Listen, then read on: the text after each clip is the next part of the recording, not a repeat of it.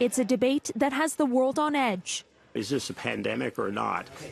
And has prompted global health officials to issue a stark warning. Big conclusion for the world is it's simply not ready.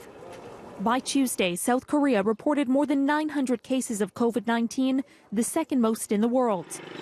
Meanwhile, the health official leading Iran's virus task force has himself tested positive.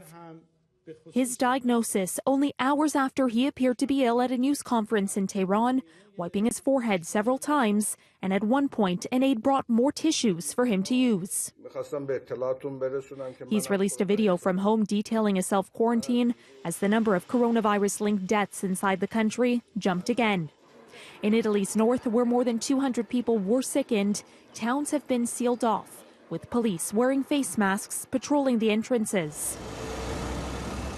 In nearby Spain, guests at a hotel on the Canary Island have been confined to their rooms after an Italian doctor on holiday caught the virus. The best advice I can give to Canadians watching at home is make sure you check before you go. This thing is a very dynamic situation. It changed by the hours.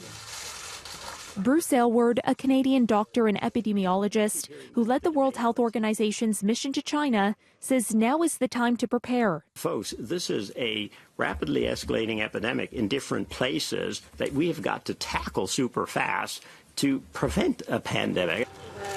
After 2 weeks on the ground in China, Aylward says the country's strict lockdowns and other sweeping measures to stop the spread of the coronavirus may have saved hundreds of thousands of people from infection.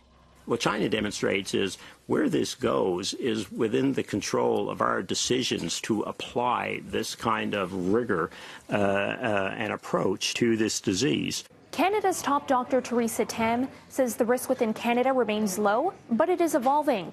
Meantime, the spread of the coronavirus in the U.S. is not a question of if, but when.